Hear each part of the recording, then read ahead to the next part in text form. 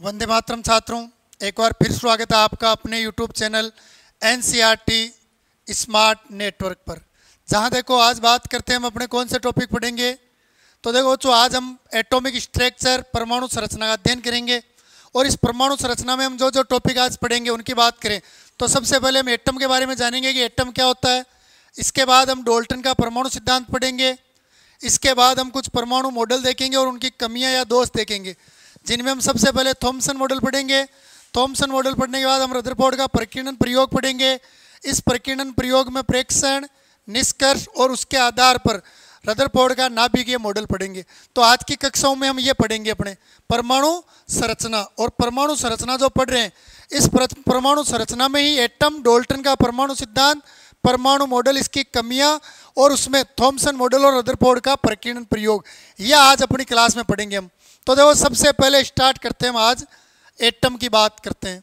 अपने एटम या परमाणु क्या होता है, एटम या परमाणु की बात करें तो देखो जो एटम या परमाणु की बात करें तो सबसे पहले बात करें तो डाल्टन के अनुसार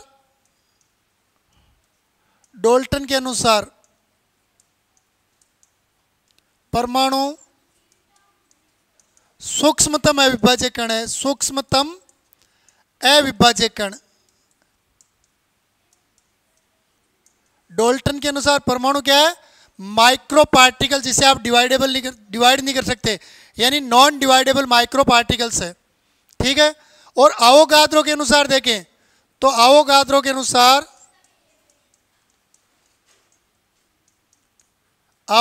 अनुसार वह सूक्ष्म कण जो रिएक्शन में भाग लेता है, रासायनिक अभिक्रिया में भाग लेता है। ये हमने नॉर्मल अध्ययन किया हमने। ठीक है।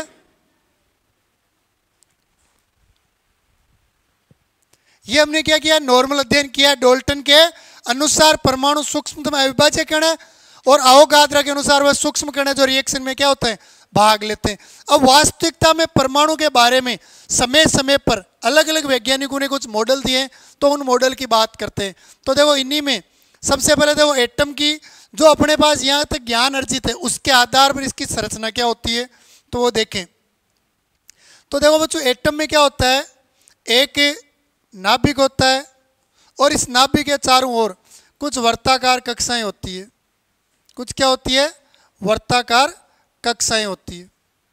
नॉर्मली हम बात करें तो इन्हीं के बारे में अध्ययन करेंगे कि किसने कक्षाओं के बारे में बताया, किसने नाभिक के बारे में बताया। होता क्या है, ये भाग जो है आपके, ये है नाभिक। और नाभिक में जो कण रहते हैं वो होते हैं आपके प्रोटॉन और न्यूट्रॉन, ये दोनों कण रहते हैं नाभिक में। और ये जो आपको दिखाई दे रही है ये तीनों ही क्या है, कोश या कक्षाएं। तीनों ही क्या है, कोश या कक्षाएं, या जिनको आप इंग्लिश में कहो तो सेल है। और सेल में कौन रहते हैं, इलेक्ट्रॉन। सेल में कौन रहते हैं, इलेक्ट्रॉन। नाभिक परमाणु का सेंट्रल भाग होता है या सेंटर होता है, जहां उसका कुल धनावेश समाहित रहता है, कुल द्रव्यमान समाहित रहता है। और कोश या कक्षा क्या होती है, नाभिक के चारों ओर का वह स्थान होता है जिसमें इलेक्ट्रॉन गतिशील रहते हैं। ये अपने नॉर्मल है। इनमें जो सबसे बाहर वाली कक्षा है इसे बोलते हैं बाहरी कक्षा, बाहरी कोश या कक्षा। बाहरी कोश को संयोजी कोश भी कहा जाता है, संयोजी कोश भी कहते हैं, आउटर सेल भी कहते हैं, आउटर सेल। और इस आउटर सेल में जो इलेक्ट्रॉन होते हैं, आउटर सेल या संयोजी कोश के इलेक्ट्रॉन जो होते हैं इन्हें संयोजी या वैलेंस इलेक्ट्रॉन कहते हैं। इनको क्या कहते हैं, संयोजी इलेक्ट्रॉन। ये अपने नॉर्मल हमने पढ़ा है, लेकिन इनके बारे में जो सबसे पहले बात करते हैं हम वो है नंबर 1 पर आपके डाल्टन का परमाणु सिद्धांत। डाल्टन का परमाणु सिद्धांत। तो देखो जो ये डाल्टन का जो परमाणु सिद्धांत है इसकी बात करें हम, डाल्टन के परमाणु सिद्धांत की, तो देखो ये सिद्धांत डाल्टन ने जो प्रतिपादित किया है, डाल्टन ने ये सिद्धांत दिया था द्रव्यमान संरक्षण नियम। द्रव्यमान संरक्षण नियम तथा निश्चित या स्थिर अनुपात के नियम, स्थिर या निश्चित अनुपात के नियमों के आधार पर डाल्टन ने एक सिद्धांत दिया या प्रतिपादित किया। तो बच्चों सबसे पहले यहां तक डाल्टन का परमाणु सिद्धांत किन दो सिद्धांतों पर आधारित है? तो एक तो आपके द्रव्यमान संरक्षण का नियम और दूसरा है आपके स्थिर अनुपात का नियम। यानी इन दोनों नियमों को समझने के बाद डाल्टन ने परमाणु का सिद्धांत दिया था। डाल्टन के परमाणु सिद्धांत के उदाहरणों की बात करें तो देखो इनके उदाहरण हैं। सबसे पहले डाल्टन ने क्या कहा? डाल्टन ने कहा कि कोई भी पदार्थ है, पदार्थ चाहे कोई सा भी हो, प्रत्येक पदार्थ अनेक छोटे छोटे कणों से मिलकर बना होता है। पदार्थ क्या होता है? अनेक छोटे छोटे कणों से मिलकर बना होता है। और पदार्थ जो होते हैं, जो सबसे छोटे कण होते हैं, उन कणों को क्या कहते हैं? परमाणु। यानी हम कह सकते हैं कि पदार्थ परमाणु से मिलकर बना होता है। तो नंबर एक, डाल्टन के अनुसार पदार्थ छोटे छोटे कणों से मिलकर बने होते हैं तथा इन सूक्ष्म कणों को ही परमाणु कहते हैं। तो पहली चीज कहा कि कोई भी पदार्थ है वो अनेक छोटे छोटे कणों से मिलकर बना है और वो कण जो है उन कणों को ही परमाणु कहते हैं। यानी ये कह सकते हो कि प्रत्येक पदार्थ परमाणु से, एटम से मिलकर बना होता है। बच्चों अगर कोई भी पदार्थ है, उस पदार्थ पर हम यांत्रिक दाब लगा रहे हैं, बाह्य दाब लगा रहे हैं और वो छोटे छोटे खंडों में टूट रहा है, इसका सीधा मीनिंग क्या है? कि उस पदार्थ में अनेक कण है। दूसरी बात देखो, इन्होंने कहा परमाणु सूक्ष्मतम अविभाज्य कण होता है। परमाणु सूक्ष्मतम अविभाज्य कण होता है, अविभाज्य कण होता है। और ये जो सूक्ष्म कण जिनसे पदार्थ बना है वो क्या होते हैं? सूक्ष्मतम और अविभाज्य। मतलब ये सबसे छोटे कण होते हैं जिनको आप और डिवाइड नहीं कर सकते। इन पर कितना भी आप दाब लगाओ, इनको आप छोटे भागों में नहीं तोड़ सकते। फिर इन्होंने कहा तीसरी बात, एक तत्व के सभी परमाणु समान होते हैं। सभी परमाणु समान होते हैं। कोई भी एक एलिमेंट्स है आपके पास, तो उस एलिमेंट्स के जितने भी एटम है वो सारे इक्वल मिलेंगे आपको। जैसे अगर हम लोहे को तोड़ते हैं तो जो लोहे का बुरादा प्राप्त होता है उनको आप स्पर्श करके देखना, सारे कण इक्वल मिलेंगे आपको। इसी प्रकार आप अगर सोने के बुरादे को छुओगे तो सारे कण इक्वल मिलेंगे। चांदी का बुरादा उसको देखोगे तो सारे कण इक्वल मिलेंगे होते हैं। जबकि भिन्न भिन्न तत्वों के परमाणु भी भिन्न भिन्न होते हैं। भिन्न भिन्न तत्वों के परमाणु भी भिन्न भिन्न होते हैं।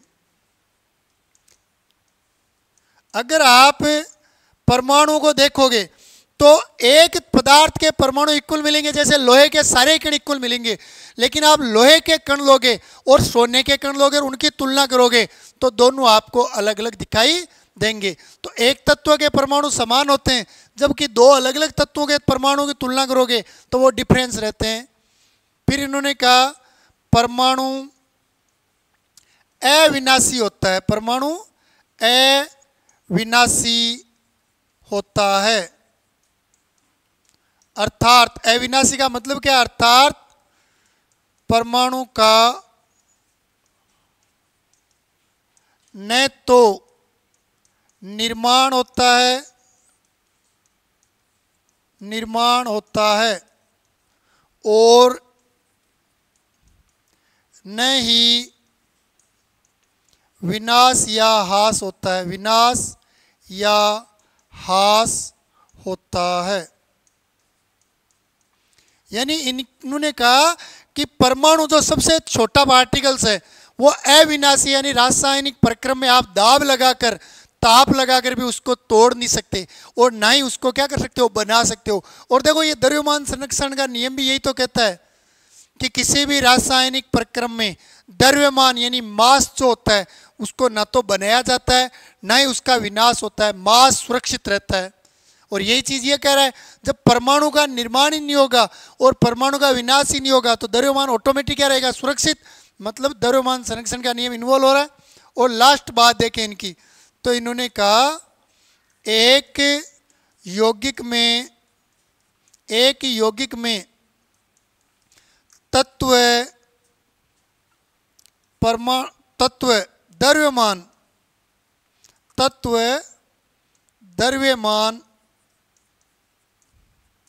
द्रव्यमान के निश्चित अनुपात में होते हैं, निश्चित अनुपात में उपस्थित रहते हैं, निश्चित अनुपात में उपस्थित रहते हैं। तो देखो इन्होंने क्या कहा कि कोई भी यौगिक है उसमें जितने भी तत्व है वो द्रव्यमान के एक फिक्स अनुपात में रहेंगे। और देखो ये स्थिर अनुपात का नियम भी तो यही कहता है कि जब दो या दो से अधिक तत्व आपस में संयोग करके यौगिक बनाते हैं तो वो सदैव द्रव्यमान के एक फिक्स अनुपात में क्या करते हैं, संयोग करते हैं। और यही बात ये कह रहे हैं। तो ये कुछ आपके डाल्टन के नियम की क्या है, अवधारणाएं। एक बार स्क्रीनशॉट लो इसका।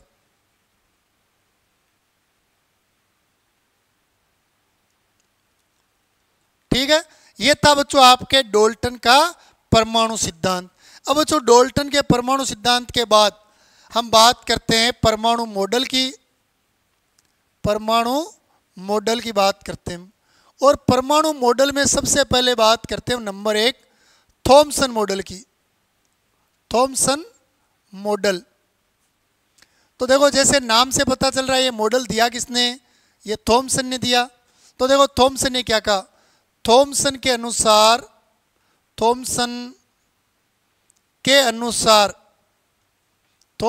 अनुसार परमाणु एक ठोस गोला होता है, परमाणु एक ठोस गोला होता है जिसमें धनावेश समान रूप से उपस्थित रहता है, धनावेश समान रूप से उपस्थित रहता है। परमाणु को इन्होंने क्या माना, एक ठोस गोला जिसमें धनावेश क्या है, समान रूप से उपस्थित है, जबकि ऋणावेश कहीं कहीं उपस्थित होते हैं। तो देखो डाल्टन ने परमाणु को क्या माना, एक ठोस गोला माना और ये माना कि इसमें धनावेश जो है वो इक्वल रहता है, समान व्यवस्थित, और इलेक्ट्रॉन या ऋणावेश उनके बीच में रहते हैं। यानी इनके अनुसार परमाणु ये एक गोला हो गया परमाणु, जिसमें ये जो अंदर जो आपको ब्लैक भाग दिखाई दे रहा है इस गोले में वो सारा तो क्या है, धनावेश, और इसमें ऋणावेश बीच बीच में उपस्थित रहता है आपके इस प्रकार।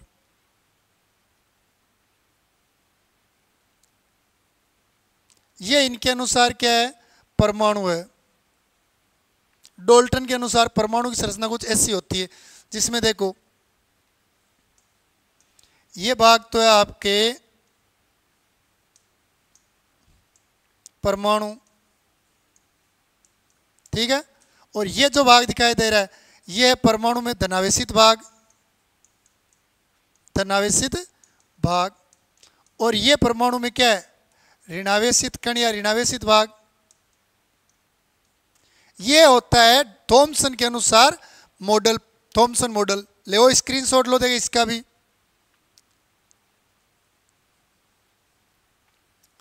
अब देखो थॉमसन मॉडल की ही बात करें तो बच्चों ये जो थॉमसन मॉडल है, थॉमसन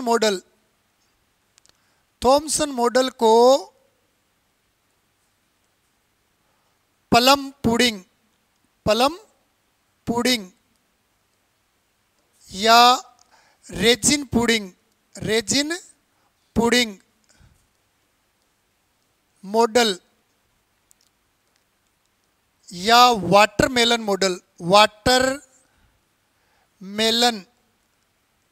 मॉडल भी कहा जाता है। तो थॉमसन मॉडल को प्लम पुडिंग मॉडल भी कहा जाता है, रेजिन पुडिंग मॉडल भी कहा जाता है और वाटरमेलन मॉडल। वाटरमेलन मतलब इन्होंने समझाने के लिए इन्होंने कहा कि जिस प्रकार तरबूज होता है परमाणु उसी प्रकार होता है, तरबूज जैसे होता है सेम परमाणु होता है।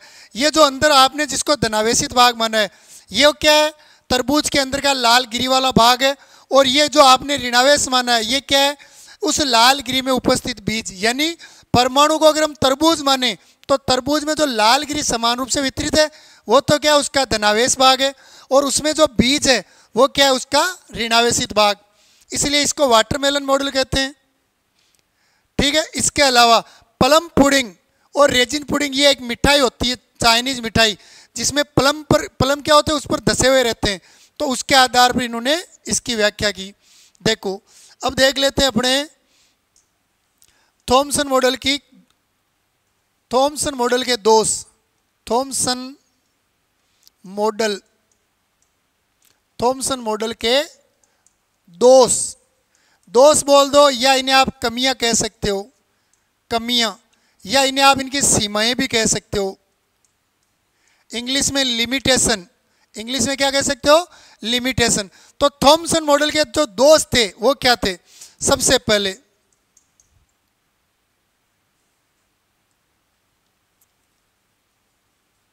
थॉमसन के अनुसार परमाणु में द्रव्यमान समान रूप से वितरित रहता है, समान रूप से वितरित रहता है। और यही इनकी सबसे बड़ी कमी थी। इन्होंने ये माना कि परमाणु जो होता है उसका द्रव्यमान जो है वो परमाणु में इक्वल रूप से प्रेजेंट रहता है, लेकिन वास्तविकता में ऐसा नहीं होता है, वास्तविकता में ऐसा नहीं होता है। अपने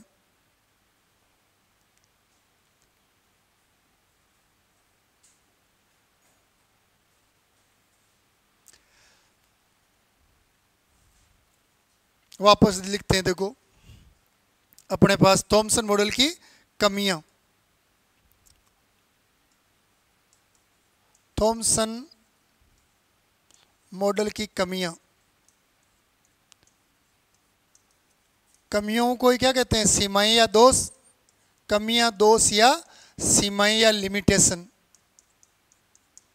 तो इनके अनुसार नंबर 1, थॉमसन मॉडल के अनुसार,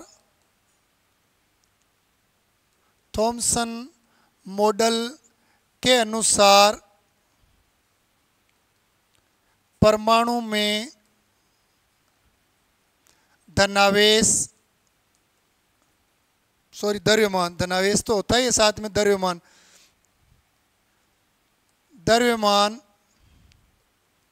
समान रूप से वितरित रहता है, जो इस मॉडल की सबसे बड़ी कमी है। बच्चों इन्होंने सीधा ये मान लिया कि परमाणु में धनावेश, द्रव्यमान उसमें पूर्ण रूपेण जैसे धनावेश है वैसे द्रव्यमान समान रूप से वितरित है, जबकि वास्तविकता में ऐसा नहीं होता है। फिर इनकी दूसरी कमी, तो यह एक स्थैतिक मॉडल है। ये क्या है? एक स्थैतिक मॉडल। यह एक स्थैतिक मॉडल है जो इलेक्ट्रॉन की गति के बारे में नहीं बताता है। इन्होंने क्या कहा, इन्होंने कहा कि इलेक्ट्रॉन जो होते हैं धनावेश में समाहित रहते हैं, धसे हुए रहते हैं, जबकि वास्तविकता में क्या है, वास्तविकता में इलेक्ट्रॉन तो न्यूक्लियस के चारों ओर लगातार चक्कर लगाते हैं। तो ये इनकी दूसरी कमी है। और इनकी तीसरी कमी है, ये मॉडल परमाणु के स्थायित्व के बारे में नहीं बताता है, ये स्थायित्व के बारे में कुछ भी नहीं बताता है कि परमाणु किस कारण स्थायी हो या किस प्रकार वो स्थायी होता है। ये थॉमसन मॉडल की क्या है, 3 कमियां हैं। एक बार स्क्रीनशॉट लो इनका। तो ये थी बच्चों थॉमसन मॉडल की कमियां या दोष। क्लियर। अब देखो बच्चों, इसके बाद बात करते हैं थॉमसन मॉडल से संबंधित कुछ की पॉइंट्स। तो थॉमसन मॉडल से संबंधित की पॉइंट की बात करें तो थॉमसन ने ऋणावेशित कणों को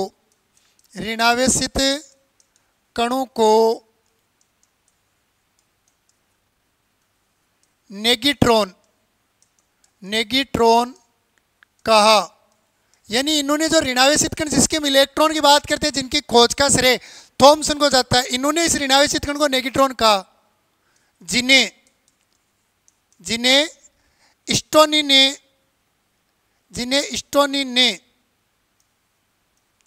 इलेक्ट्रॉन नाम दिया। तो देखो, जे थॉमसन ने जब कैथोड किरण नलिका में ऋणावेशित कणों की खोज की तो उन ऋणावेशित कणों को इन्होंने नाम दिया क्या, नेगिट्रॉन। क्या नाम दिया, नेगिट्रॉन। और इन्हीं नेगिट्रॉन को स्टोनी ने क्या नाम दिया, इलेक्ट्रॉन नाम दिया। स्टोनी ने क्या नाम दिया, इलेक्ट्रॉन। दूसरा की पॉइंट, इलेक्ट्रॉन का द्रव्यमान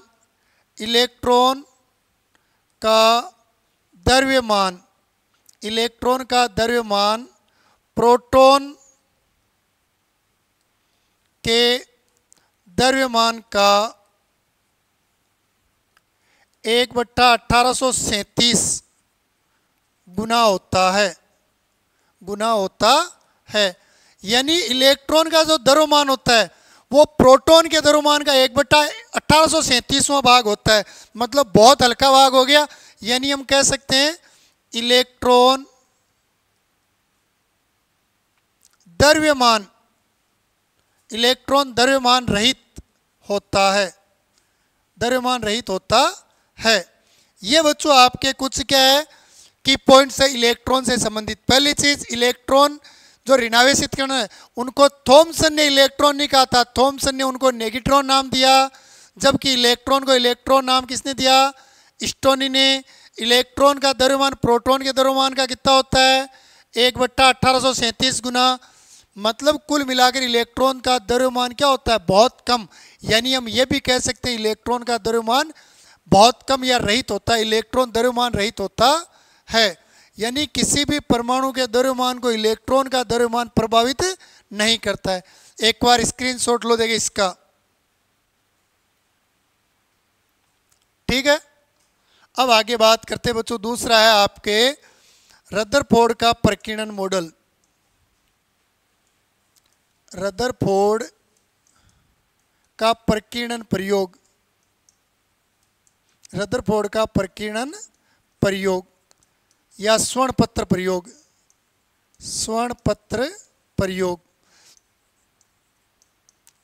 तो देखो जो रदरफोर्ड के प्रकीर्णन प्रयोग की बात करें तो रदरफोर्ड के प्रकीर्णन प्रयोग को समझने के लिए देखो रदरफोर्ड ने क्या किया। रदरफोर्ड ने एक सोने की पतली पन्नी ली। इन्होंने एक सोने की पतली पन्नी ली जिसकी मोटाई लगभग 100 mm रखी। इन्होंने लगभग 100 mm की एक सोने की पन्नी ली। ठीक है।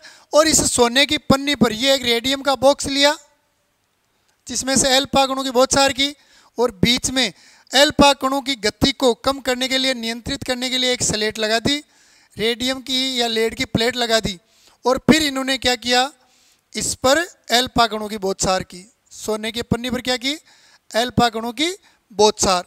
इस पूरी कंप्लीट प्रोसेस को इन्होंने चेक करने के लिए ये सोने की पन्नी जो है, इस पन्नी के चारों ओर वर्ताकार एक जेडएनएस की स्क्रीन या पर्दा लगा दिया। ये एक जेडएनएस की स्क्रीन या पर्दा लगाया इन्होंने।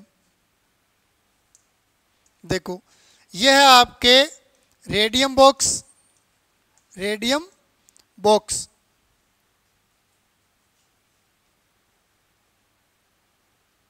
या आप कह सकते हो एल्फा कणों का बॉक्स, एल्फा कणों का बॉक्स। यह आपके एल्फा कण है, एल्फा कण।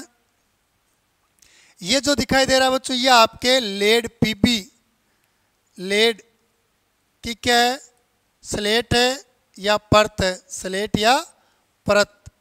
क्यों लगाई, रेडियम के जो कण है इनकी तीव्रता को कम करने के लिए। यह आपको जो दिखाई दे रहा है ये जेडएनएस का स्क्रीन है, जेडएनएस का स्क्रीन या पर्दा, जेडएनएस का स्क्रीन या पर्दा। आप कह सकते हो स्फुरदीप्ति, स्फुरदीप्ति,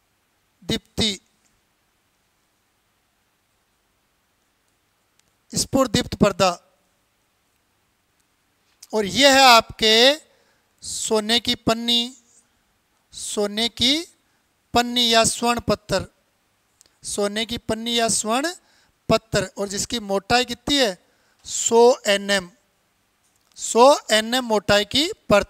तो देखो रदरफोर्ड के प्रकीर्णन प्रयोग की अगर हम बात करें तो रदरफोर्ड का प्रकीर्णन प्रयोग होता क्या है कि रदरफोर्ड ने सोने की पतली 100 mm मोटाई की एक परत पर एल्फा कणों की, धनावेशित एल्फा कणों की क्या की, बौछार या बमबारी की। और इस पूरी प्रोसेस में क्रिया को देखने के लिए इन्होंने क्या किया, एक जेडएनएस का पर्दा लगाया। तो इन्हें जो रिजल्ट प्राप्त हुए वो रिजल्ट कुछ इस प्रकार के थे।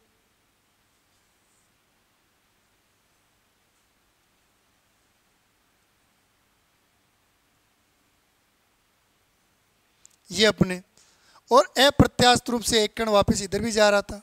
तो इन्होंने ये कुछ आपके प्रकीर्णन प्रयोग था इनका। नॉर्मली ये क्या है, एक प्रकीर्णन प्रयोग। तो प्रयोग क्या था, रदरफोर्ड ने सोने की पतली पन्नी जिसकी मोटाई लगभग कितनी है, 100 nm, उस पर धनावेशित एल्फा कणों की बौछार की, और पूरे प्रयोग को नोट करने के लिए स्वर्ण पत्र के चारों ओर वर्ताकार जेडएनएस का स्क्रीन या पर्दा व्यवस्थित किया। यह होता है बच्चों इसका प्रकीर्णन प्रयोग। और ये वो बिंदु का है जहां से आपके एल्फा कण गुजरते हैं। ये होता है बच्चों प्रकीर्णन प्रयोग। ले देखे स्क्रीनशॉट लो इसका एक बार।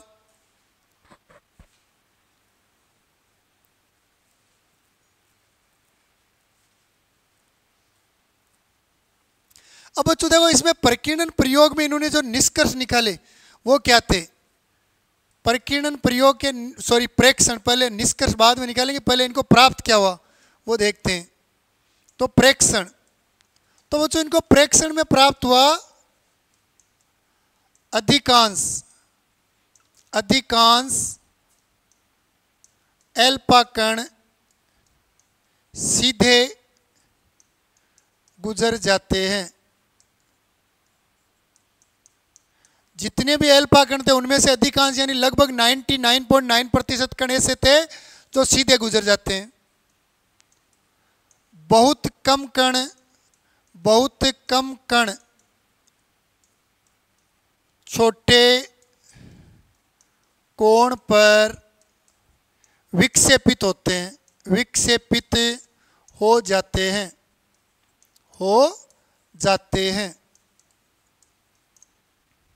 और तीसरा, अप्रत्याशित रूप से प्रत्येक 20,000 कणों में से एक कण 180 डिग्री के कोण पर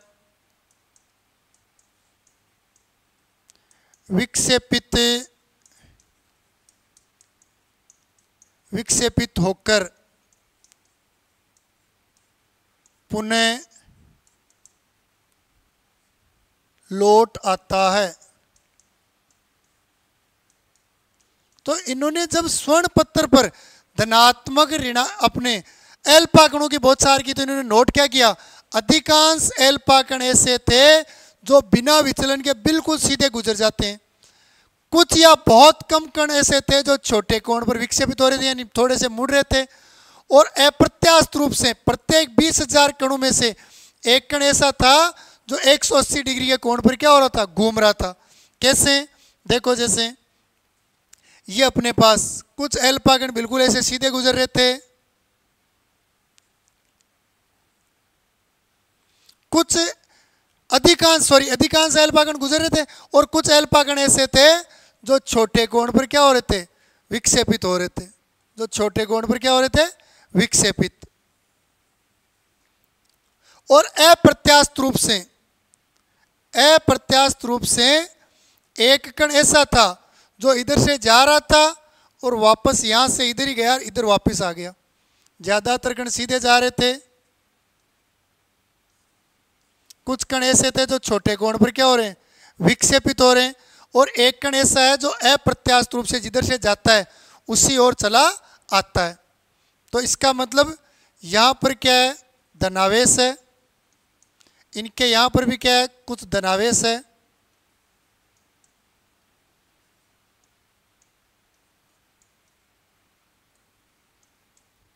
तो देखो, इस प्रकार कणों का व्यवहार होता है। अधिकांश एल्फा कण बिना विचलन के सीधे गुजर रहे।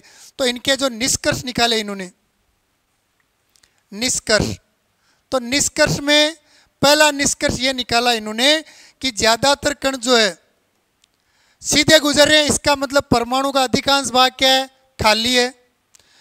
कुछ कण या बहुत कम कण छोटे कोण पर विक्षेपित हो रहे हैं, मतलब परमाणु में धनावेश जो है वो बहुत कम है, इसीलिए छोटे कोण पर उनका प्रतिकर्षण हो रहा है, थोड़ा सा रिफ्लेक्शन होने से वो घूम गए। और परमाणु में जो धनावेश है वो ठोस है और वो केंद्र पर निहित है, इसीलिए जब एक कण उससे टकराता है तो 180 डिग्री के कोण पर विक्षेपित होकर पुनः उसी माध्य में लौट आता है। ये बच्चों आपके प्रकीर्णन सिद्धांत के कुछ निष्कर्ष है जो लिख लेते हैं हम। पहला, अधिकांश एल्फा कण सीधे गुजर जाते हैं।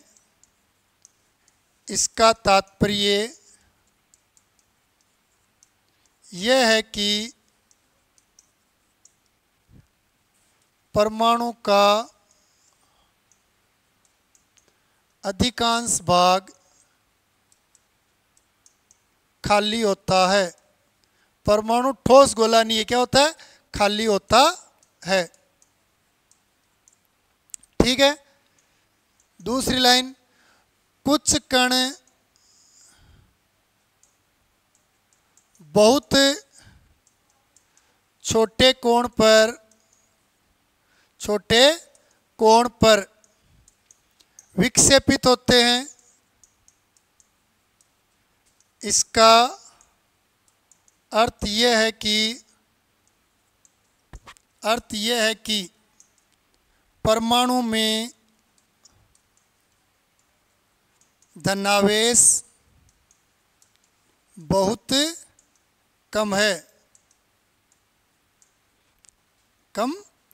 अतः कणों पर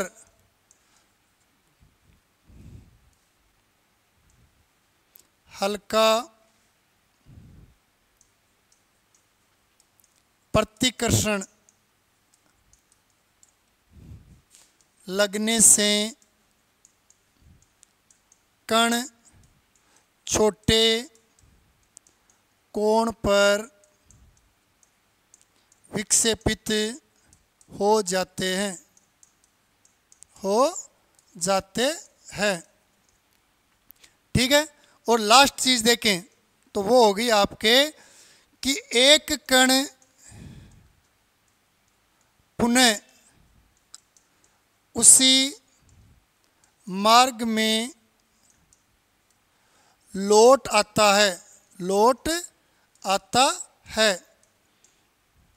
इसका अर्थ यह है कि परमाणु में कुल धनावेश बहुत कम तथा केंद्र पर उपस्थित रहता है, उपस्थित रहता है, जिसे नाभिक कहते हैं। जिसे क्या कहते हैं? नाभिक कहते हैं। ये बताया था बच्चों आपके रदरफोर्ड ने। तो ये रदरफोर्ड ने कुछ निष्कर्ष निकाले थे। इन्हीं निष्कर्ष के आधार पर हम परमाणु का नाभिकीय मॉडल पढ़ेंगे, जिसमें इसके बारे में और विस्तार से बात करेंगे। तो ये आपके कुछ रदरफोर्ड के निष्कर्ष कि परमाणु का अधिकांश भाग खाली है। क्यों? क्योंकि ज़्यादातर कण सीधे गुजर रहे थे, कहीं पे भी विचलन नहीं हो रहा था, रास्ते में कुछ नहीं आ रहा था। कुछ कण छोटे कोण पर घूम रहे थे। क्यों? क्योंकि धनावेशित कणों पर प्रतिकर्षण लग रहा था तो घूम रहे थे। और अप्रत्याशित रूप से एक कण पुनः उसी मार्ग में जा रहा था। इसका मतलब धनावेश से टकराया और टकराकर पूरा रिफ्लेक्शन होने से 180 डिग्री पर लौट आया। मतलब परमाणु का कुल धनावेश जो होता है उसके केंद्र पर होता है, यानी उसका केंद्र एक ठोस भाग होता है, जिसमें केंद्र पर कुल द्रव्यमान होता है, कुल धनावेश रहता है, और केंद्र पर ही प्रोटॉन और न्यूट्रॉन रहते हैं। इन सब का अध्ययन करेंगे हम नाभिकीय मॉडल पर। इसी प्रकीर्णन प्रयोग के आधार पर नाभिकीय मॉडल दिया है, जिसका अध्ययन करेंगे नेक्स्ट कक्षा में। ठीक है, जय हिंद, वंदे मातरम।